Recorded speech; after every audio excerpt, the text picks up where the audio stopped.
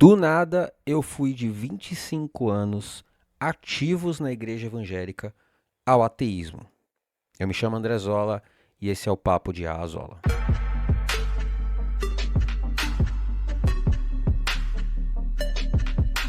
Sim, meus amiguinhos, sou eu de novo. Fiquei com Sejam bem-vindos a mais um episódio do Papo de Azola. Mais do que mais um episódio, né? O primeiro episódio dessa nova temporada, mais do que uma temporada nova, uma nova fase, um novo formato, exatamente. Você não percebeu ainda, você que está no YouTube, mas você não está me vendo. Você está vendo uma foto minha com uma animação bem basicona, não é verdade?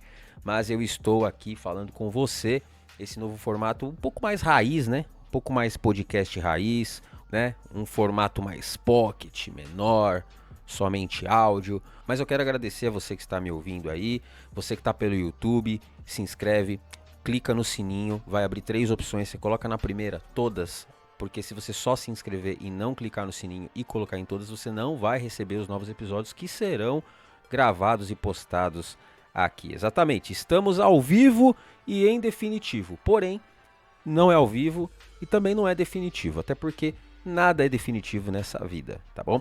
E aí você que tá aí me ouvindo eventualmente pelo Spotify ou pela Deezer, você segue aí a gente, faz as coisas que tem que fazer, que eu também não sei, tá bom?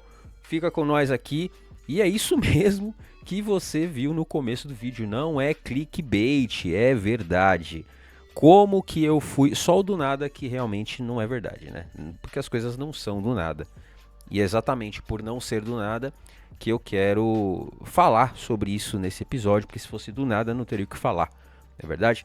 E aí eu quero explicar para você como que aconteceu, em resumo, alguns pontos, outros pontos talvez não dê pra gente abordar, porque né, não dá para você sair de 25 anos de uma parada e em 3 anos se ver num lado totalmente oposto, e você querer contextualizar tudo isso. Mas eu quero trazer algumas camadas para você, e se você achar interessante esse assunto, se você achar que alguém vai se identificar com alguma coisa, com algum aspecto do que eu vou falar aqui, você pode também compartilhar esse episódio com esta pessoa querida de meu Deus, tá bom? Enquanto eu gravo esse episódio, o nosso querido mundo brasileiro de meu Deus, capitalista mais do que nunca, está aí a todo vapor, né? Então, gente com maquita, o trator na esquina ali, regaçando com tudo, tá uma loucura. Mas, pela tecnologia do meu editor de vídeos, e aí eu estou falando do meu software, não do meu editor, que no caso o editor sou eu mesmo, pode ser que você não esteja ouvindo nada, o que é realmente muito bom. Mas se algum barulho estiver saindo nesse exato momento, a Maquita tá torando lá fora.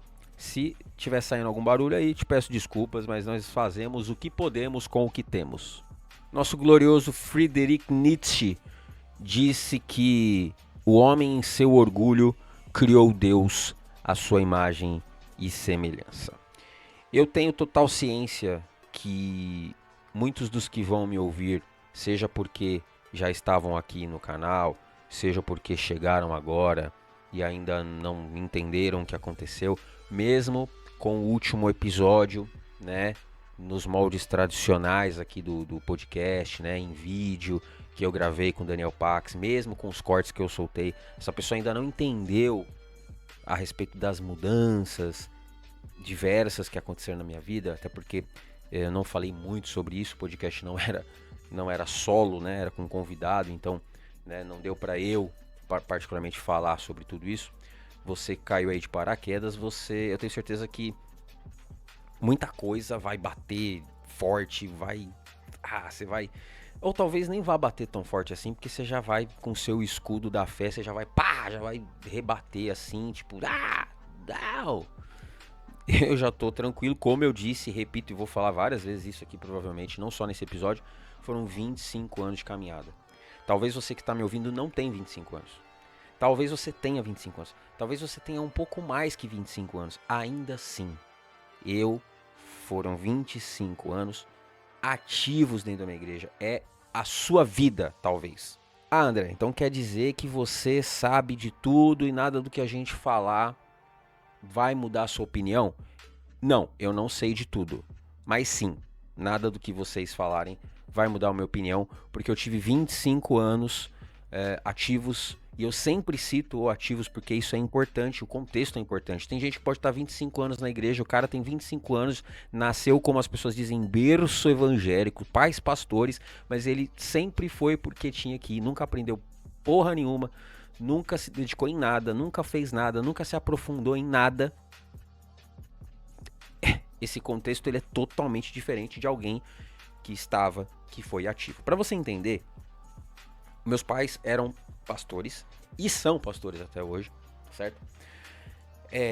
Para você entender, eu fui músico durante todos esses 25 anos ativos na igreja. Eu liderei louvor, fui vice-líder, fui líder de banda de igreja, da parte instrumental. Eu fui líder de louvor de adolescentes, eu fui líder de jovens. Eu já tive situações de abrir igreja, fechar igreja, abrir culto, fechar culto, ministrar Santa Ceia, pregar.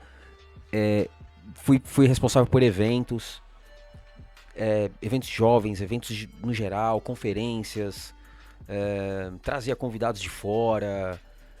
Cara, eu fiz muita coisa. Eu acho que eu já disse aqui, pregava, né?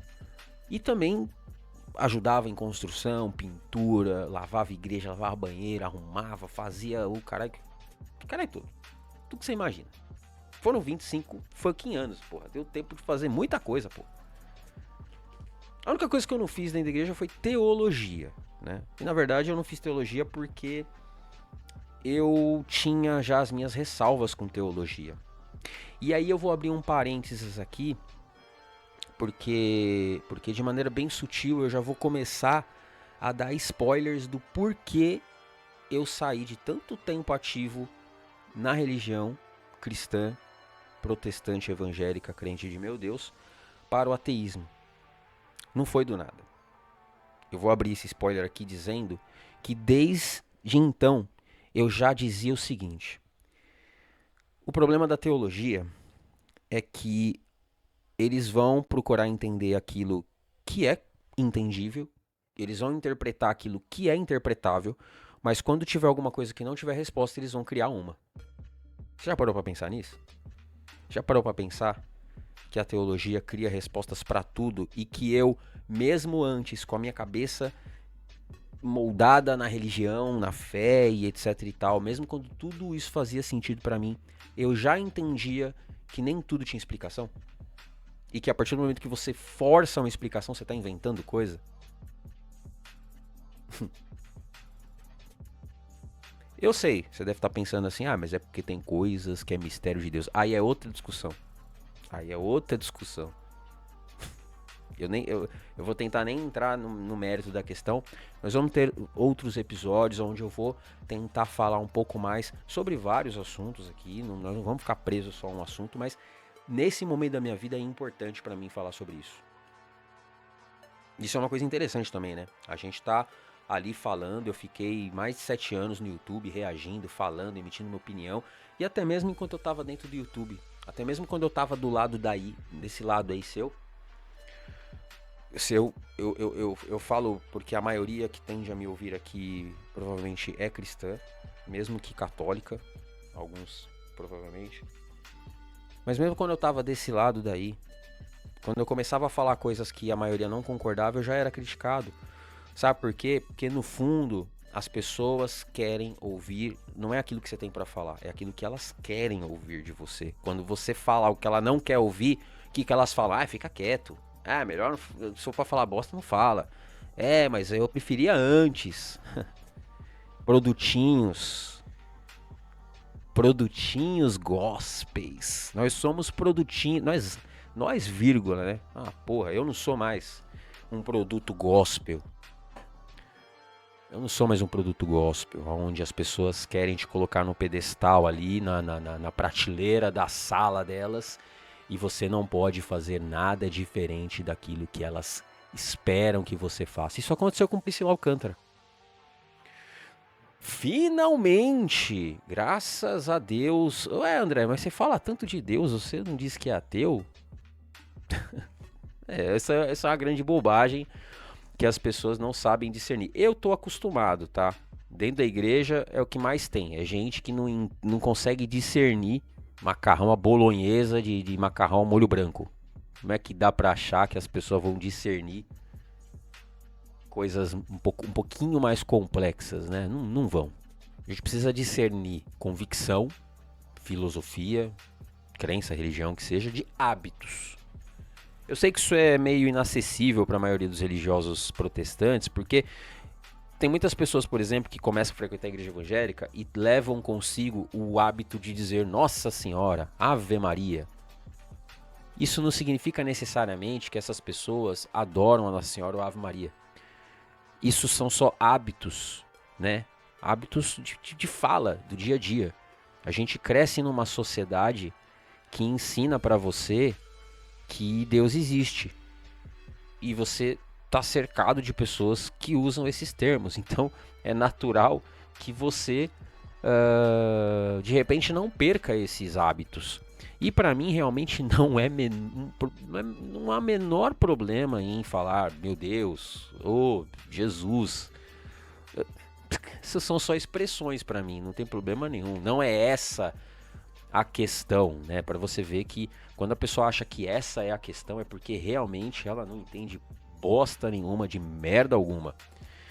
As coisas são mais profundas, as coisas são mais na essência. Mas enfim, voltando aos meus questionamentos que eu já fazia, eu pensava dessa maneira. Que, peraí, tem coisa que, primeiro, não faz diferença alguma, diferença prática alguma na minha vida. Segundo, mesmo que seja uma questão de conhecimento, sabe, de entender melhor, eu acho que óbvio que o conhecimento tem muito valor, eu acabei de dar um exemplo aqui de pessoas que não têm o menor conhecimento, que não conseguem discernir focinho de porco de tomada, que tem a capacidade interpretativa e argumentativa, né, com a profundidade de um pires. É óbvio que para mim é importante. Mas a gente precisa priorizar, antes de mais nada, a vida prática. Por isso que o discurso cristão é muito lindo. Ai, amar ao próximo. Nossa, eu te amo. Em Cristo, né? Porque é em Cristo. Porque em mim mesmo eu não te amo. Tipo, amor é amor. Eu te amo, ponto. Te amo em Cristo já fica meio forçado. Por mais que a gente não perceba isso, né? Mas fica. Eu te amo em Cristo. Mas o que quer dizer em Cristo? Não, porque senão a pessoa... Nossa, é uns cuidados, é umas preocupação tola. Porque senão a pessoa pode achar, caramba, mas você não tá falando que é uma pessoa, mano. Eu acho que a maneira como você se porta, se expressa, se coloca, vai dizer que tipo de amor é esse, pelo amor de Deus. Eu te amo em Cristo, mas eu não amo a sua prática. Foda-se. Ninguém perguntou.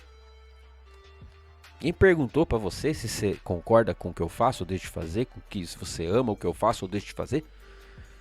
E eu também não tô pedindo pra você me amar. Se você tá voluntariamente, de livre e espontânea pressão religiosa, expressando meramente verbalmente que você me ama, isso é um problema seu. Você quis fazer isso e se prestar à hipocrisia de não praticar o que você fala.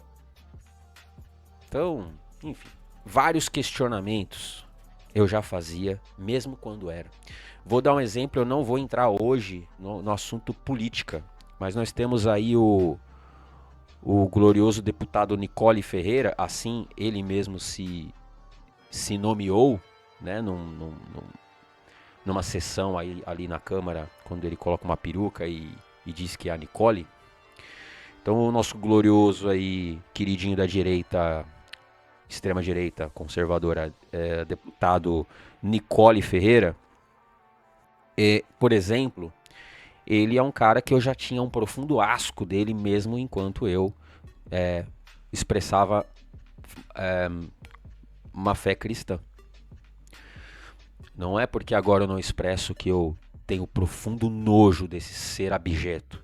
Eu já tinha antes. Você entende?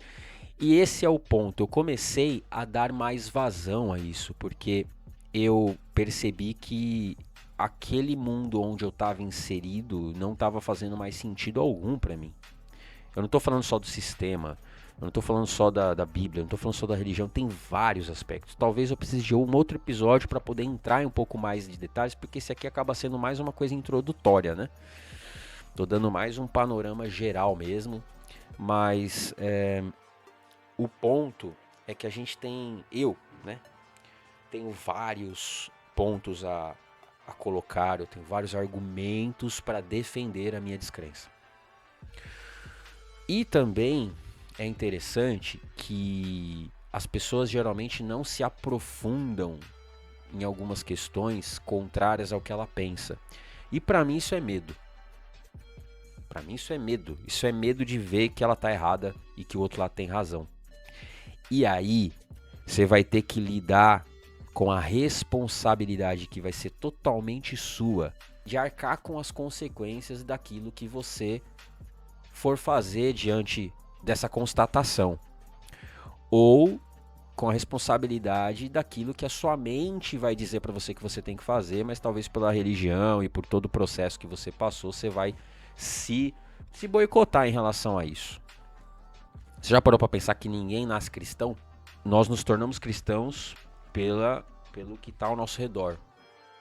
No nosso caso aqui, brasileiros, se você estiver aqui no Brasil assim como eu, sendo você brasileiro, ainda que fora, nós aqui no nosso país fomos colonizados por um país católico, que é Portugal, né?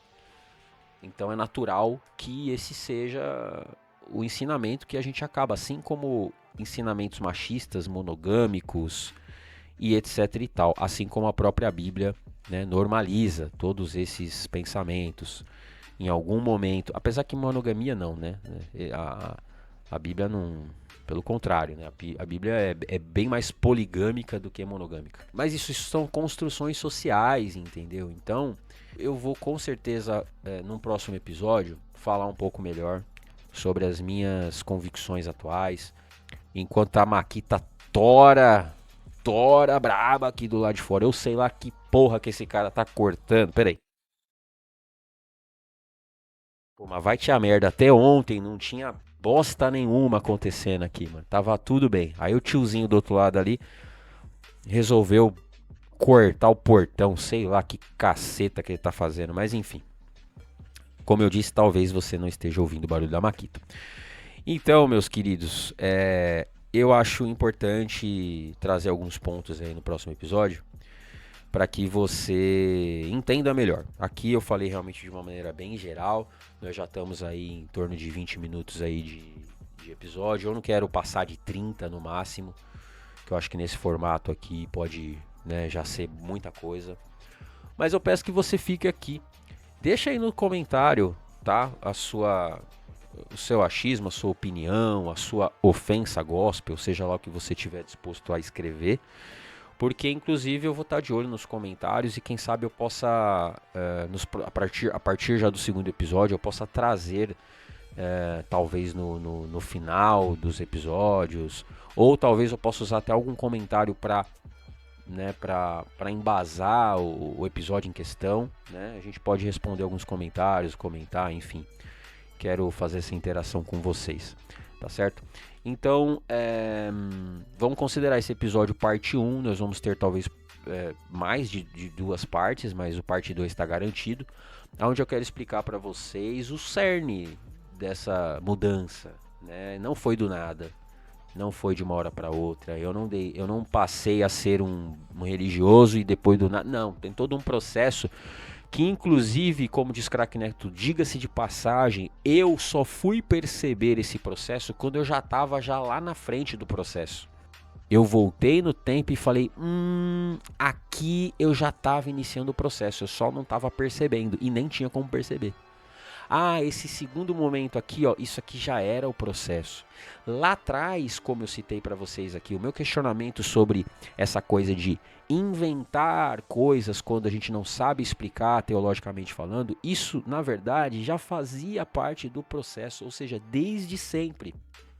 Eu questionei, eu fui do contra, eu era a pessoa que tinha sempre um pensamento mais crítico em relação à maioria ao meu redor. A grande verdade é que, concluindo isso, eu penso, por que eu fiquei tanto tempo na igreja se as minhas características desde sempre nunca foram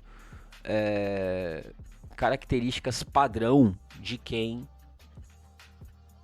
aceita, vamos dizer assim, a religião, de quem se entende bem na religião.